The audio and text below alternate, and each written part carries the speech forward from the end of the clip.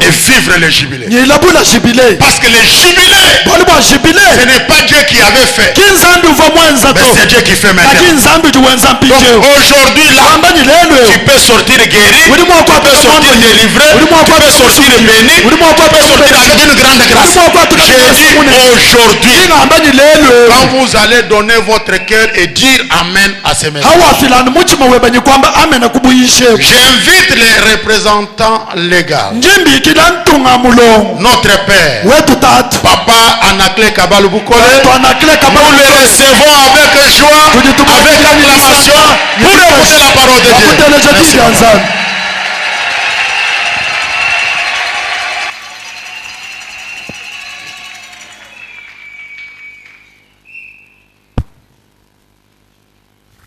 À Dieu soit la gloire.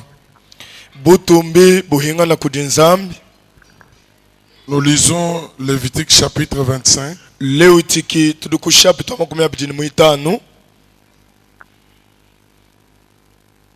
Nous lisons les versets du 8e verset jusqu'au 10e. J'utilise la traduction en français courant. Tu compteras cette année sabbatique 7 fois 7 ans, c'est-à-dire 49 ans.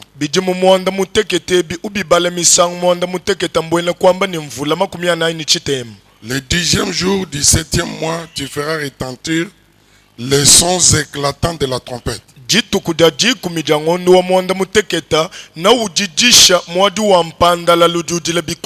Les jours des expiations, vous sonnerez de la trompette dans tout votre pays. Vous ferez de cette 50e année une année sainte. Vous proclamerez la liberté dans le pays pour tous ses habitants. Ça sera pour vous les jubilés. Chacun de vous retournera dans sa propriété et dans son clan.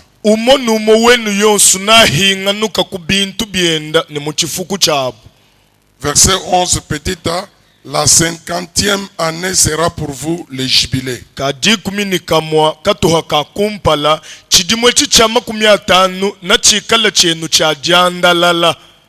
Je bénis Dieu pour l'initiative qu'il a fait à mon fils René Tchibong, disais-je, pasteur.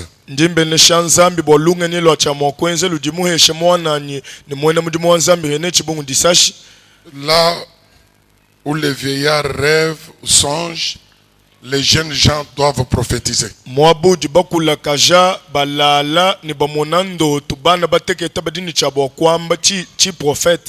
Au temps de la fin, je répandrai mon esprit sur toute chair. Vos vieillards auront des songes, mais vos jeunes gens, fils et filles, prophétiseront. Là où Pharaon voyait les songes, Joseph donnait le message.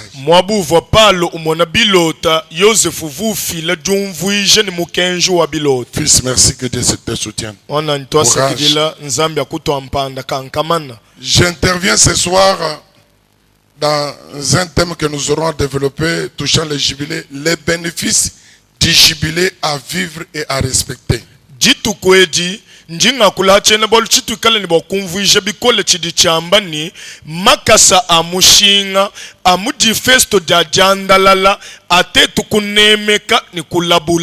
Les privilèges, les avantages que procure le jubilé, et ces avantages qu'il faut palper, toucher, vivre et qu'il faut respecter. Bieya ni makasa amushinga adi difesto da jandalala jituto ajila adi alomba ni tuwaleng tuwamone ni bianze bietu tuwaneme kakabichi. L'année du jubilé incarnait quelques caractères sacrés. C'est pourquoi la Bible la considère comme l'année de la fête d'or. Et de toutes les cette fête majeure d'Israël, le jubilé était une fête solennelle. Parce qu'il commençait par le bruit des sons. Les sons vibrants, éclatants. Et ce peuple habitué au son des trompettes discernait aussi les sons que dégageait chaque trompette, parce que chaque trompette se distinguait de l'autre par son son, par son message. C'est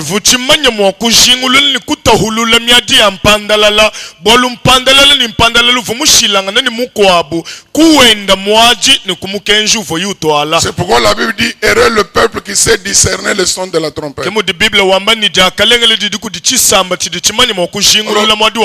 Cette grande fête majeure solennelle, appelée par les enfants d'Israël les Jovel, par son son de cornes, annoncer quelques caractères, mais je vais commencer par un.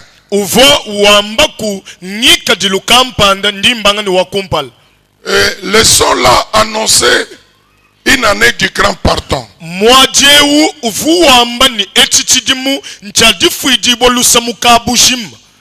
Une année de la rédemption. Une année d'affranchissement. Une année des expiations, de purification, de la libération. Il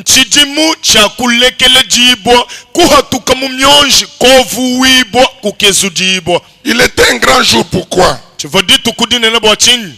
Non seulement parce que c'était un jour du grand pardon, mais parce que c'était une décision souveraine de Dieu qui préfigurait ce que Jésus allait accomplir à la croix du Calvaire.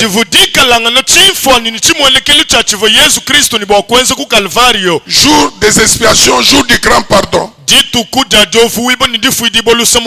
que Dieu lui-même décidait à pardonner l'homme et à pardonner la terre.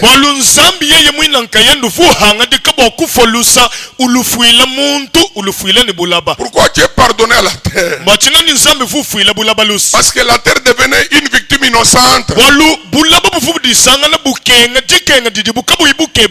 Elle subissait les châtiments, les souffrances que lui a été imposées par l'homme déchu.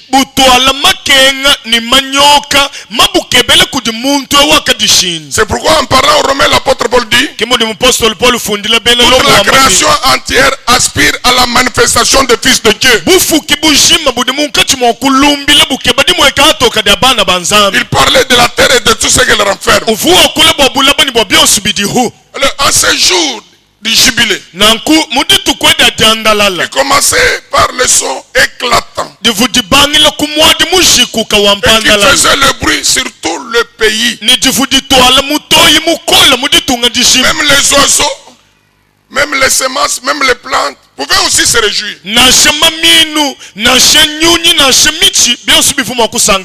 Parce que dit maintenant nous allons sortir du courroux de l'homme, nous allons sortir de la servitude de l'homme. Parce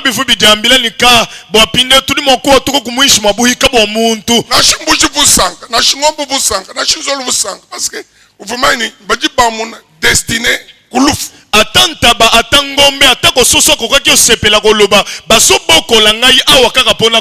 Voyez la grandeur de notre Dieu quand il pardonne. Et c'était aussi un jour qui annonçait non seulement ce grand pardon, mais le grand pardon aussi qui inspirait la libération, la restauration pour un nouveau départ.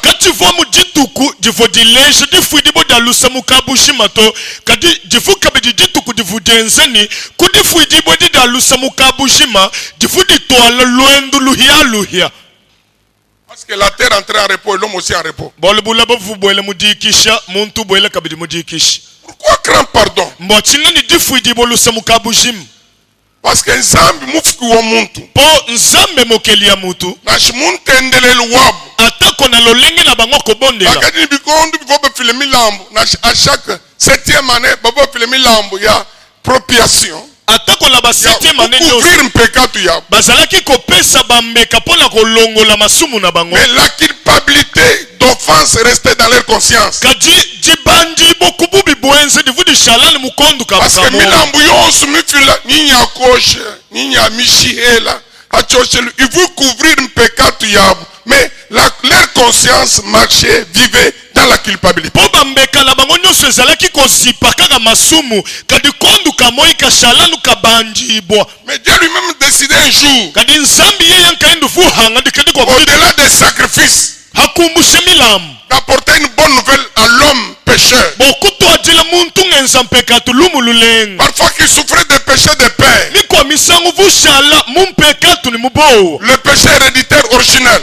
Mpekatu eyi miheana kudibaleji na Ou shamu. soit des fautes qu'il avait commises lui-même l'homme. Ani na shimubile mabienze kudiye yankayenda muntu. Et si tout le monde attendait victime faible en difficulté ces grands jours, Nanku bantu bonswaba bafo benza mpekatu bateketa bafu bindile ditukwedi dinene. volcan a mon prophète Yeshai, Yango atako mosakoli Esayi, n'a Jérémie, atako Jérémie, et c'est un des prophètes majeurs. ni bakwa ba prophète babikunda. Bafaba tamba kwa kulubikolo bodi tukwedi dia lufando. Bazalaki koloba mingi na tina mukolo oyo penza ya Tukwedi sali. dia kuleki dibu kumana. Mukolo oyo ya kolimbisama na masumu. Ni boss bateketa. Mpe batu nyonso balembele Bakeni babolemu. tekemene kodi tukwedi. Bazalaki ne kozela mukolo Et oyo. c'est un signe d'avertissement. Nanku bumushindu wa kujimuisha. Les Lévites et les sacrificateurs sonnaient des trompettes à grand bruit. Les trompettes au pluriel. Bena lewi ni bakuidi bafuba didisha mpandalala bayididisha ya mwaji mukola. Wakayeka buchimi bwendo.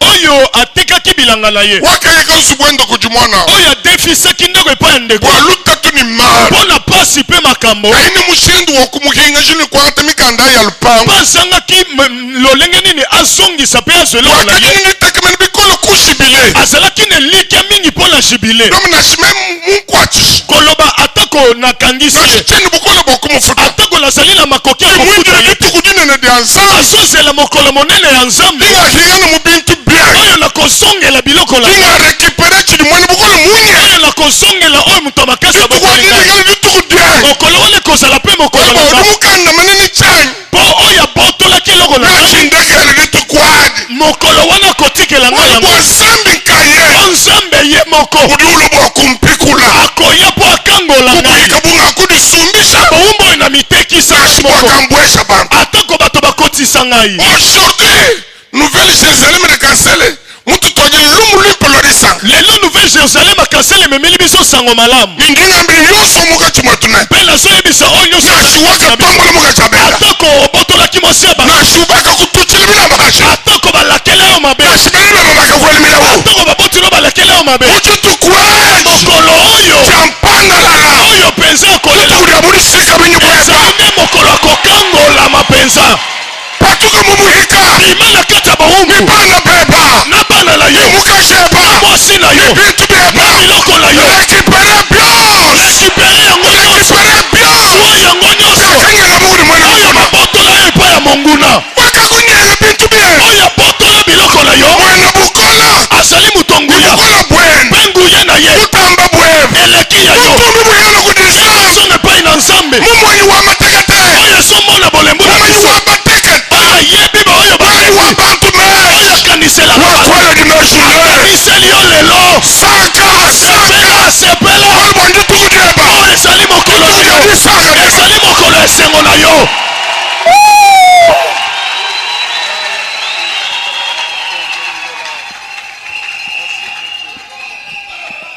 Le jour Dituku de la grande fête. ja difesto tinena. Chibembo ni chimwana nuko mwana mutumba. Soso ebembe ya soso monelaka ngo eka Kali epai. mumwana ni mudifu. Ndekwana Avio ni mudifu. ozali komonela ngo kaka likolo. Hali muntu kwa mindifu maku Dar es Salaam ni kutuba ni kuteki mwana bumuye mudifu. Soki moto ayebi so na so uta Turki Dar es Salaam okokanisaki elolo. Ngama ni tukodi ya le. Solo bamokolo lelo. Tombe kufika kudi aluminium. Motokoma dimanche. Sambi ni kumwesha muntu mwasa. Nzambe azokotisa yo avion. Sambi ni kumwesha muntu. Nzambe akomatisa yo Mwa kanseri bakuhatula. na bamakasi oyo babimisi yo. Tulule bintu byeba. Zwa biloko na yo. Kituku dia bwense shibwansan. Ezalaki mokolo oyo Nzambe azalaki kosala na ngulu mwese wa malo mosali makambo sanka bolwa lelo sambi wese sabelo kuna po lelo nzamba kotindika banguna na yo. Mais on en parlera même demain après-demain. Ni tokula malona shimalo bani malabu julonde. Bako bakadi bumvu mpunya. Po bamisusu bazaki koyoka trompette wana eleli. Punyu wa budishikami. Trompette ya bosomi.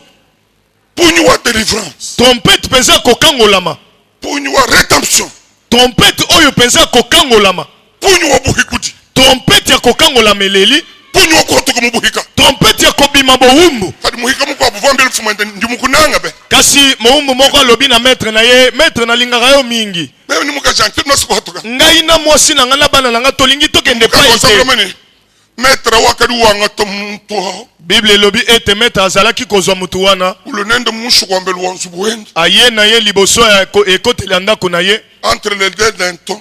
Hankati ya biluwo bibiji. Wangata penso na she obune na gaza beka fumulu mulisha. Azui penso na yebite ezalaki soki ya volume nini. Wangata dichi diendu tokuchimana. Atie boye litoi na kati ya efelo. Ni musumadi ni mulondo munene mutubule dichi. Azui soki sete moko soki libende moko atoboli litoi. Wangata lukano lo chombu wele kudichi. Azui pe libende munene boye atie na litoi. Fumu kwa toko chanzo winende sur la place publique. Amemie liboso na bato atako na wenze. Wakadi wele muna imuntu. Agangi koloba botala muto. Yeho kambiri bantu bosu babelekele. Yawa lobete batu no sobatika la somme. Kadi yeyo mwanenwe. Kasi ndeko na bino oso nukulonda na hanyim. Alingi alanda. Oso nukudeshiba ya muvi. Alingi aliaka na pino wele mesha kusela. Aso kanisa kobala. Kudu sangani nsubu wabuhika. Aso sepelanga na ndako bala. Wala mumone dichi ditubula. Yango tango bokomone na litoi tobo. Mutu wakabenga chikondo cha budishika mibwa. Ezali mutu oya boya kitango bosomi ya nzambe. Autant favorable j'étais exaucé. Chikondo chikumbala ngaka kusamba. Aujourd'hui, la bonne occasion, c'est aujourd'hui le jour favorable. Lukedi tukuni kumba na kimpunga mulele. En tout cas, bima kusangini vi woko mettre to. Kosepelaka na kozala mohumbu te. Lelo udili hetele ni che. Ogoseloko ya yo. Lelo kusomba tunkwasi toko beno mutumba di bemba kukwata. Kodefaka bakiti ya bavoisin tango ozwi bapaya esili. Hinga na mutu oye. Zonga la kati ya badwa na yo. Hinga na mufi obe normal. Zongela fi na yo ya normal. Hinga na mudesine ni muplan wansambi bwebe akakubikili. Zongela miango pe mabongisi ya nzambe tango abengisi yo. Kakakubikili bawikala muhika wa muntu mukwabu na chwa chinga chini. Nzamba bengisi yo ozala mohumbu ya mutu to eloko moko te. Nkwamba kabiri mutuko sune. Elingi koloba kaka boye. Kusangini vi mubito. Kosepela la fi ya mabete. Ne te réjouis pas de la médiocrité. Lekele kusankani moyo wa chihanji. Vis ton excellence. Bwele mujimpa deba. Vis ton excellence. Bwele mumoyo wa jimpa. Perce. Songa nkelanga kumpala.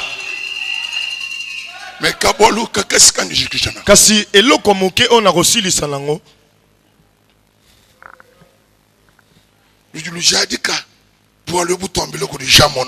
Oyo ezali penza kopesa litatoli ya makambo jamono ayebisa biso. Le fondement du message de Papa Diabou. Nshindemenu wabuyishi wa Papa Diabou.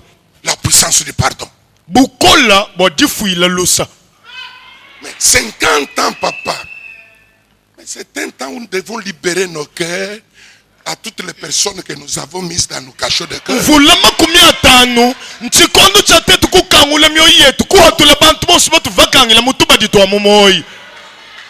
Voilà pourquoi les enfants d'Israël aiment Dieu, continuent à l'adorer, le célébrer, parce que là où il y a l'amour, il y a le pardon. Mona iba chingani bana ba Israel mbalanga nzambi ni bali batungunuka kudi mutumbisha bolu mwa bonsu didinanga hadika bidi kufa kwa lusa. Mais c'est inacceptable dans une même communauté, une même paroisse, une même église locale où les gens ne s'attendent pas, ne se parlent pas. Ils vivent en rivalité, ils vivent en concurrence. Mais ça c'est diabolique, ça c'est démoniaque. Kabili ni mushindu wakubi itabana shu wakubi umvuisha to bokusanga na muluko ngulumu mwekelezo mo hakaba bantu basomba kaba ibi itabanga na to bachayanga na kaba iba kuishanga na ni to chene mumushila to nje mumutangila muni mesu chanana ambuloshi.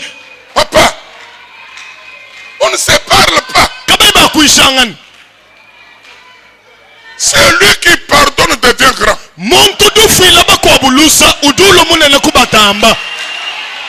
Celui qui pardonne devient grand. Parce que le pardon réconcilie.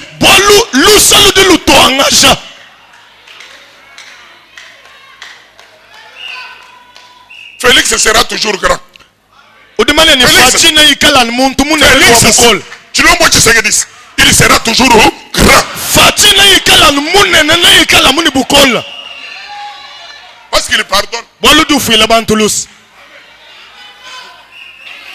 Vous pardonnez, Bamendo Melang.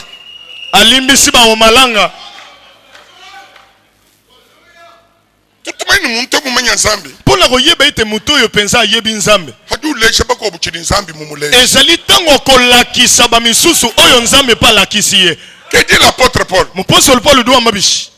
Ephésiens chapitre 4 verset 32. Qui a trouvé qui peut lire à ma place?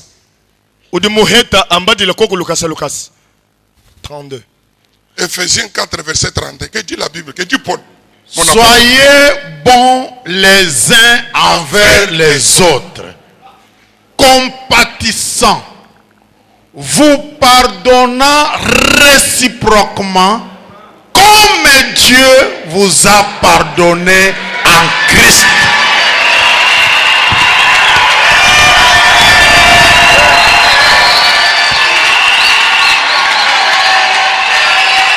Du Moulela. Du Moulela.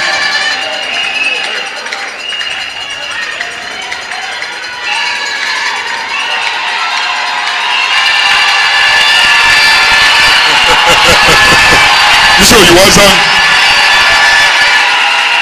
Basa hallelujah. Basa wampenta muka say hallelujah. Cancel scribas missionnaire. Lumuli pasu tubangi la. Kabel sumulele le moabeo. Maman qui mom. Mom. Mon tuyau se dit d'ambeni mounan penta a dû exclure cancel. C'est quelqu'un qui bouffe son histoire.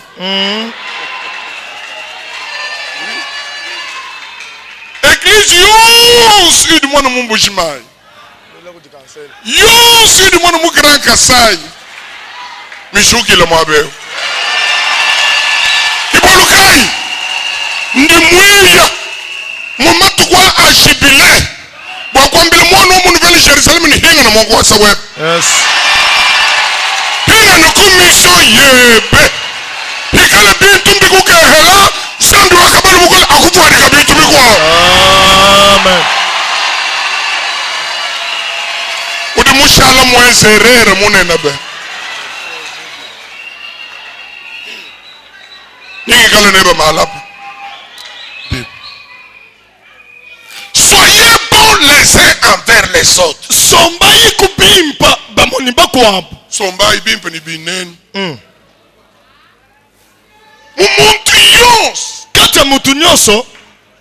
Il n'y a pas seulement des qualités, il y a aussi des défauts. Mais ce ne sont pas les défauts qui construisent, mais ce sont les qualités qui construisent.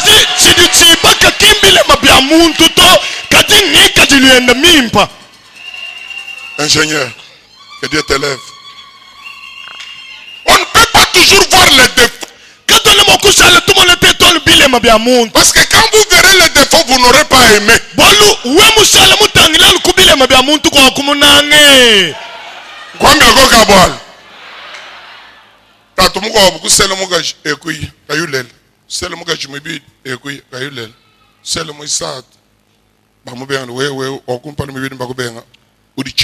Tata moko bali basi misato bango babotika kate basi mususu bakomi koboya ye kolobobota kana yote papa to ni kumuka jimwe sambo aye kobala penza mosi ya 6 muka jimwe sambo mbu mosi wana famille mwana ni mamo ukadini kadi fuku famille emonika ka mosi wana gumbizemi matuko kumana mamolela mwana mikolo kokibo ya boti famille ni toki ngwende to famille lobite oyo mwana na yete ye bakaji batanu ba ye muka mwana molona ye basi 5 mobima bakei oyo mwana songa jikana kakaji kukumba jondu sambo mamu difu munonto ya mokutu mwana kokisa 6 mois mama zuizemi mosusu e kanji kwenda maulela muko atambola na yete mama boti mwana mosusu ata balobite hachiri awa bazotia tembe Mwisatu bwe. mwana misato akoti Atidi bela kana. bazotala boye Mwina yo bali mobo. oyo mine ya mobali akoti Edi dumari tukuta musomba mugwa. kasi mukolo moko boye tata wana vandi Mubali kwa tai mwingi. alobi ayoki kaka makelele bokanga moyibi wana moyibi bobwila ye bokanga ye Tai mwingi. Batangele muka jivu mwende. atala boye kaka mwasi oyo aboteli ye bana wana Fami mujimuri wila mene. Muka jie utufisha bundu mbuka. fami mobimba basangani balobi mwasi oyo ayokisi biso soni alongwa libala Tatu somo muka kwa so senda mwene. Chine chidi mwenze nchini. tata wana vandi koloba bolobi akende asali nini ya mabe Chine na mbana badi mundele na nshimbuingi. ya motuya ezali koyiba to bana boteli ngai Na shizo olu ni mpatu ya benda sindibu wakuifuta. atako basosola mabata wana sinakoki ofuta Wale ndi mwana masianyi. Bao bamfane. namoni makila nanga bana bakokani mpenza nanga moyen te Même si ta femme a des grands défauts. nasha mwene kweba utini bilema bileme Même si ton mari a des grands défauts. nashamba yeba utini bilema bileme bya mushindu Soyez le positif. angile koku bya bimpo bili muyeya abi Église mwele bini misambu bachayangana. eglise moko bachante bazosala bombanda bazomekana Bayishi mu concurrence. bateyi kutu komekana o wapi Kimbia nzambi to. wani ya makambo nzambe te Soyez bons les uns envers les autres. sombayi kubimpa ni binenu Et la deuxième chose, compatissant, compatir aux faiblesses. nwikala kunumvuila batekete chintekanteka Écoutez, je vais dire une chose. teleja ndingamba bwalo Il peut arriver que nous pouvons nous mordre. bidimo okufika ni tusumangana Il peut arriver que nous pouvons avoir les points de vue différents. bidimo kutufikile ni tumona malumu mishindu Il mishilangana peut arriver qu'il y ait des incompréhensions. bidimo okufika ni tuhanga kumvwangana Mais cela ne doit pas nous pousser à nous diviser. kadi kabiene bilomba ni bitusaka kumatahuluka ni makosoloka tu Nous devons tout faire, nous efforcer pour conserver l'unité. tudini chabo kulwangana bwani nashimudi hibenge kumvwangana mutushala ni bala mabobo Ensemble en nous compatissant, twendela hamwa mujumvuilangana da c'est-à-dire chintekante en nous acceptant. mwele kwama ni mukuitabangana Parce que nous marchons ensemble, les regards fixés sur le parfait. nankumutudi twendela hamwe meso tumatangile Et kuchachi sur celui qui est parfait, ni batangile utimuhwangana celui qui est parfait donnera raison à celui qui avait compris avant l'autre. utimuhwanganawu neikala ni bwakubingisha ukavu mumvo kumpala kwa mukwabo Ça va nous aider à conserver l'unité, non la division. nibitwambulisha bwani tushala ni mubobu mwakati itutahuluka tu Abraham, wakati ahuluka ni Lot, abrahamu akabona kina lot compatissant. Kati kwa kaye Lot mvita yaka mubunda. kasi epai lot akendaki azwaki bitumba Abraham dombeni. abrahamu alobi Ndi muti séparé ni Lot, mais Lot n'est pas mon ennemi. atako nakaboni na lot kasi lot azali monguna na nga te Lot c'est mon sang. lot udimwikalanga na mashi yanyu Même s'il y a eu des querelles, nashimatandu mamwene même kaka s'il y a eu des disputes, nashidi kokangana ndi mwene les querelles et les disputes nous sont séparés par le canal de berger. matandu niji kokangana mbitu tahulula bitu ala kudibena mujimu ni balami ba Tu es mikoko poste du binin pente bana bato que le musbu mwele mère cancel. kasi biso nyonso tozali bana 30e tobimeli ndako moko ya kansele Mais on peut se quereller, tudima okutandanga na on momo peut se disputer. tudima okukokanga na bushu Hakwata moi toi parce qu'il n'est pas mon ennemi ni adversaire. kasi lokola ndeko nanga wana azali monguna te Je dois compatir. bwolu bobu muko ate bilomba ni mumvuile chintekanteka kasi boyoka Si nous voulons entretenir ces sentiments de Dieu qui est en Christ, hatwajinga kulamangika dilwe wa nzambi uva mukristu s'il peut nous arriver à nous quereller et nous séparer, bio bimoku tufikile bwani tutandanga na tutahuluka kuyaya kasi esika ozokende kwa kulubibi kwa kudufuma. koloba mabe na ntina esika ozowuta te Na shibile mabiwa kama noko ata bambebo mona kuna kulu correcteur to. kozala no correcteur te Chambil kachilu mwaboku corriger erreur yu kama mumwane. cher ekoma esika ya kotia correction na bambebo mona kati na ndeko na yo te Quand tu ne beaucoup élevé peccat ni faiblesse ya bantu, tu beaucoup élevé Yesu ou du compatir ku faiblesse ya bantu. tozoya kotombola bolembu mpe mabunga ya bato te kasi tozoya kotombola yesu oyo azali koyoka pasi na bolembu ya bato Chakens Abraham nchini. abrahamu asalaki nini Wakabu wadika bahika ben. ye alatisa bawumbu na ye Bien vite, bibundeli bakuyaka songela Lot akende kokangola Lot bakadi mubianze babakelenga ba Sodome oyo azalaki na maboko ya bakonzi ya Sodome ni ba Gomorre na Gomorre. teleje Yoka watching why pona nini akei wali mukwatu ko komuzu mwatatu mama mwenda po na kobima ya ndako ya tata na mama na ye Abraham. Lot wakalama mukana mwenda Lot akangaki monoko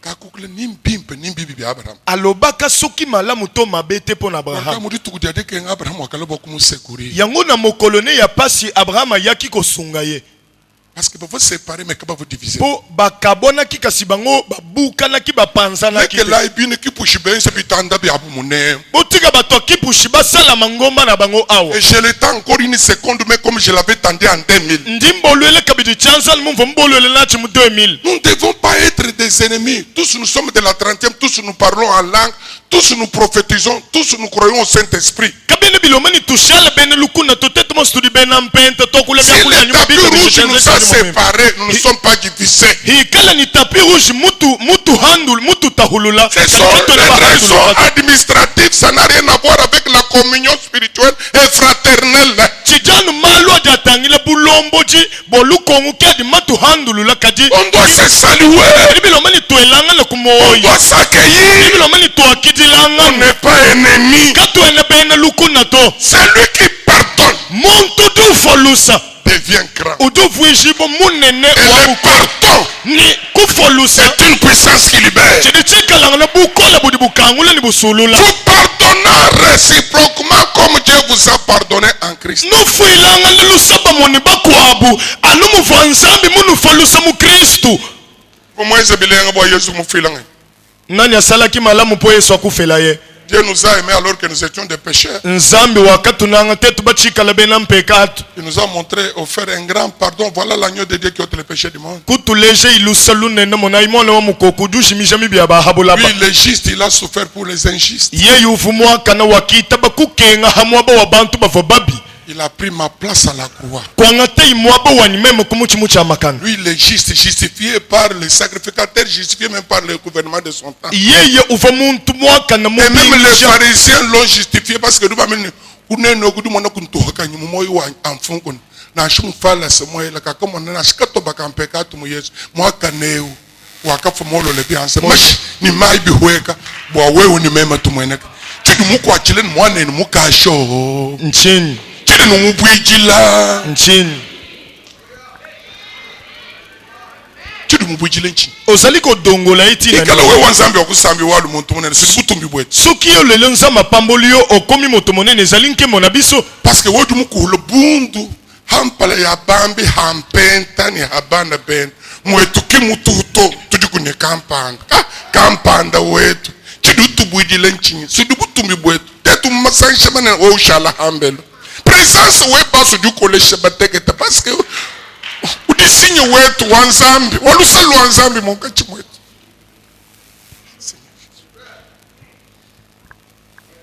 Vous savez, il se réjouissait en l'Éternel et Dieu devenait grand dans le cœur d'Israël parce que c'est un Dieu qui pardonne. Et quand Dieu pardonne, il efface les péchés, il les jette dans la mer d'oubli, il nettoie, il ôte, il enlève. On a pété l'eau.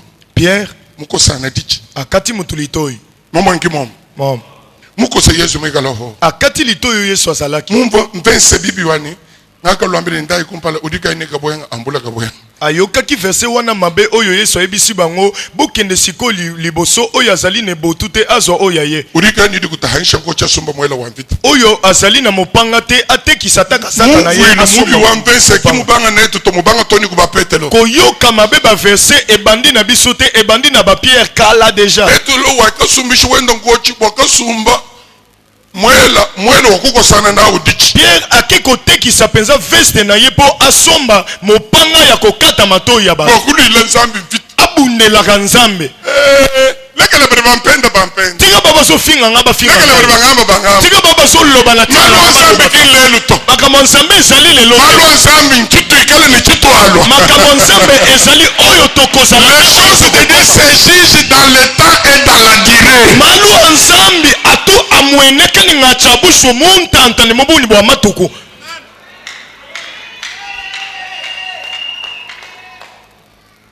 Ni mwana nyeo mfumanenda mudu tekushala tudingi dingi bututu tekudimvula. Muko mwini wakatu kani mwa eglise muko lwa eglise kuyaka chimanyi kuyaya ni mwana chimani byanzo bakachebi makana. Mundamu numusana mukada mundamu to. Muko bunga musanyi kadwenda ni marchandise ko katanga. Bintu bya chana. Tekushala bututu tekudimvula mwabe kuti alumi. Mukwambile kali papa chiri ngazele chindeke ngashumudu tumani we mwana. Le papa, c'est celui qui voit avant le fils. Ouais. Courage, courage. Le tourimo jubilé. Oui,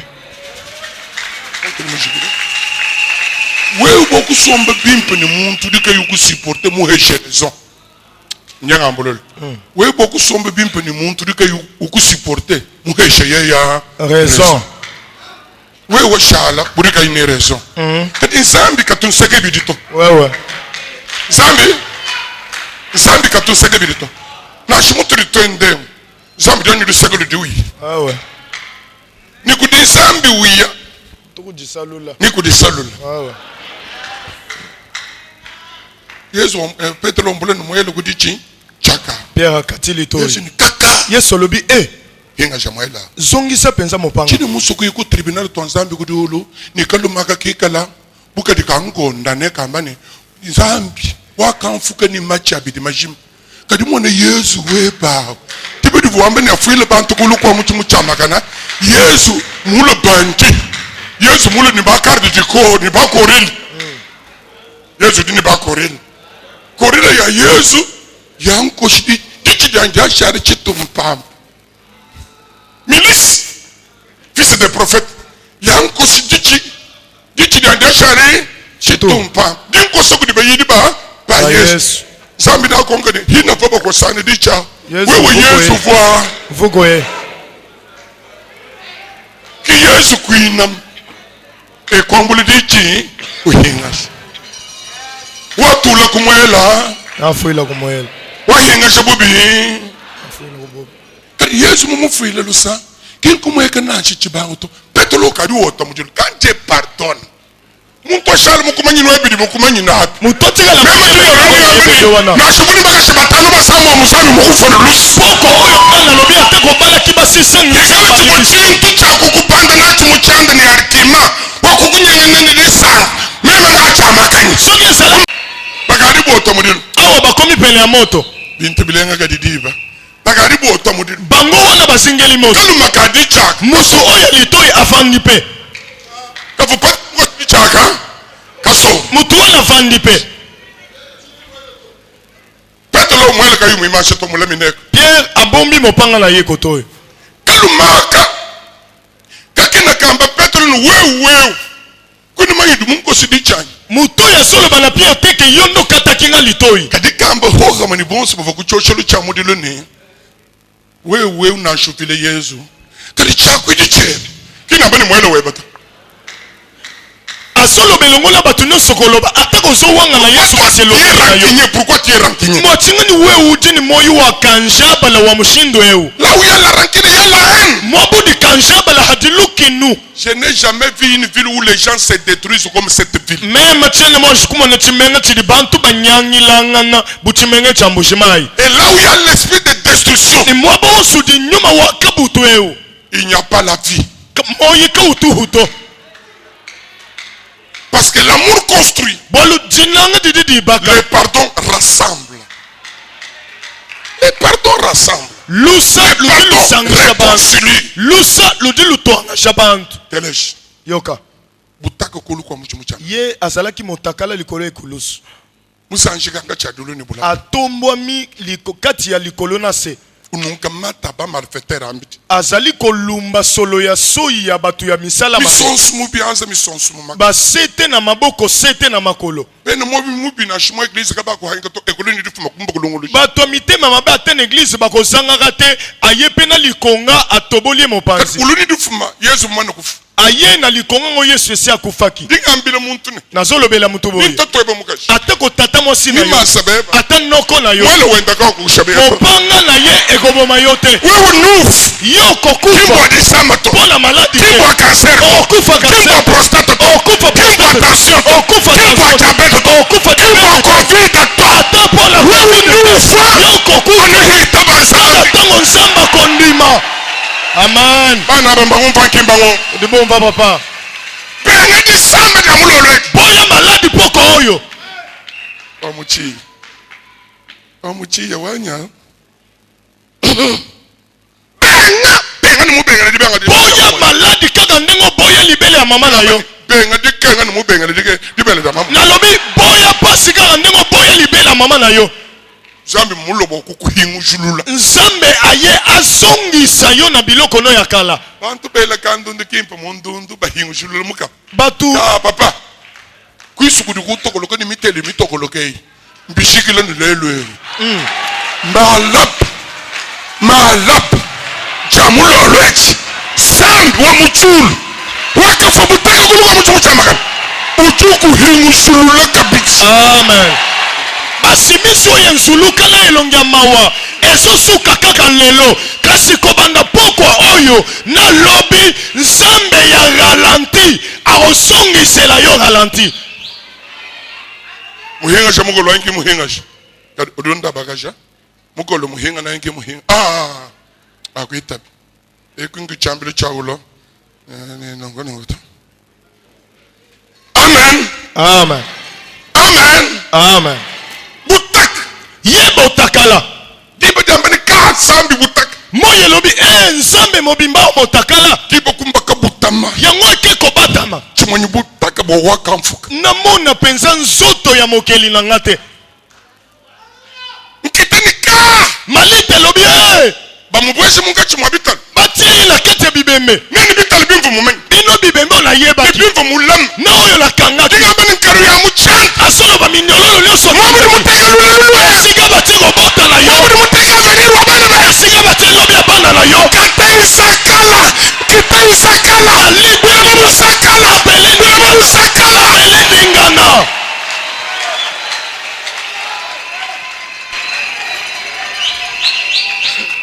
mukulomba zambi ne mwana yidi mushekudi tudingi butaka no nzambe alobi omwana nanga bazoba oyo batiki motakala boye umvumo wakangambile lumulembe yoka ndenge opanzelanga sango malamu zambi kwabe ningakasoma munkwasa wa chilumbulu yango nde nzambe alobaki ete nake kovanda na ngwende nanga kosambisa tingenzele bantu abo bo nazosalela bato oyo mabe esikoyo nkachimo kusomba munkwaso dumvu jija kulukulu komo ye na kati ya kovanda na ngwende kosambisa yoki mongongo tatu bafoluse bolukimba neti libobenza zambi mvunjija mwana nzambe alobi kaka ayoki kaka mongongo mwana na ye diba tema kukabi alobi yo moi ezonga lisusu mpe pele dima jimino kuvia omwana olili nyonso limo na fia mwana oyo neno bababalamina mumangumba mubisaka nashimumiyandi chilamba chikuleka handika bino nyonso bakangelaki na kati ya basoloka na biloko pambapamba rido epasuka chifwebe chikwele kuisubwani wokumoni mariage ngachitulumudina maske nyonso balatisi okota libala te na longoli yango na komo na yesu nyuma wa musasa mukwasa kubya ukeba makuto waheta katika yasomba tikaba ni nyuma wa musasa nga mutulu mudina yesu olimo nyonso okopumwisa mbongo oyo batie yo mpo mbongo efandaka na maboko te na longoli yango na komo na yesu le grand jubilé Jésus-Christ ou annoncer grand pardon à la croix malo a changé tout ding tout bango denshima yesu oyo azalaki jubile ya monene alobi kaka mpo na kolimbisama masumu makambo echange basoba bakomi mpe kolia fufu babalonkoci ya nkombo babwele mu magasin bokwata prêt à porter baoyo bazalaki kolata baveste ya tombola mpe bwaka bakomi mpe kokota bamagasin balataka biloko ya shere bava mu famille ya kacha muntu kasumbi dikalo bamumwana kali mukwata kuvola wenda baoyo bazalaki na bafamille ya mutu okoki osomba ta velo te